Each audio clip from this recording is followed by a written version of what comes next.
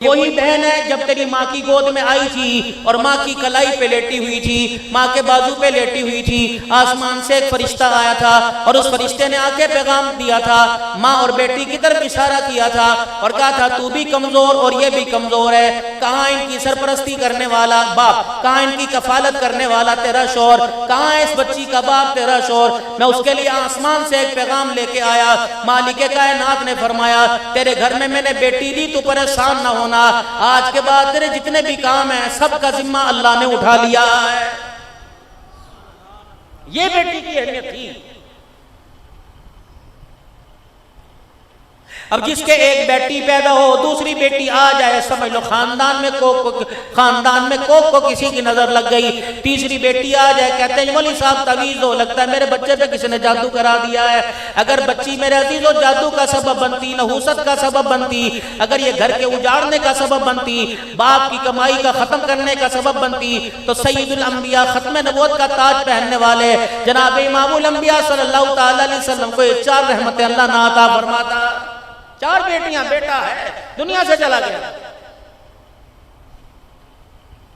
हिजरत हबशा का मौका आया, हजरत उस्मान गनी रज़ी अल्लाह तआला अन्हा के साथ सैयदा रुक़ैया रज़ी अल्लाह तआला अन्हा, जो सैयदना उस्मान गनी रज़ी अल्लाह तआला अन्हु की घरवाली थी, आपने हबशा की तरफ इनको हिजरत करने का कहा।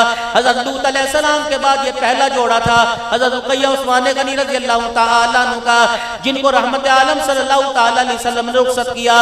आपने देखा सैयदा रुक़ैया हिजरत की तैयारी करके आ गई और आपके हाथ में गठड़ी थी। रहमत आलम सल्लल्लाहु तआला अलैहि वसल्लम खड़े हुए और आपने सैयदा रुक़ैया रज़ी अल्लाह तआला अन्हा के हाथ से वो गठड़ी ली और सर के ऊपर उठा ली।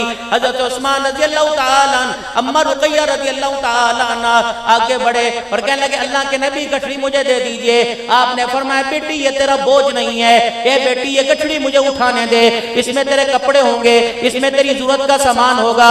जब गठड़ी उठा के मदीने की गलियों में जा रहे थे, फरमाया सारी उम्मत को पैगाम दूंगा, अगर खुदा तुम्हें बेटी दे तो इस बेटी को बोझ ना समझना, बेटी का बोझ तो मोहम्मद रसूलुल्लाह अपने सर पे उठा रहा है। ये इस्लाम का तलाश करूं, ये जिंदगी का तलाश करूं। मिंबर पर मिला करती थी किसी जमाने में, अब मिलना खत्म हो गई। लगता है मिंबर के वारिस के पास था, खत्म हो गया।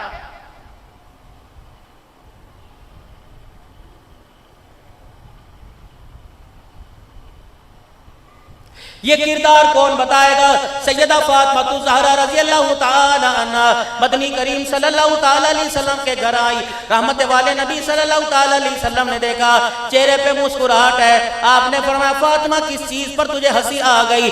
अब्बा जान आज घर में अली मेरे दरमियान कोई नाराजगी हो गई, फिर मुझे एहसास हुआ अली को मैंने मनाया, 1 मरतबा मनाया, 2 मरतबा मनाया, हत्ता के मनाते मनाते मुझे 70 मरतबा अली के कमरे के चक्कर लगाने पड़े।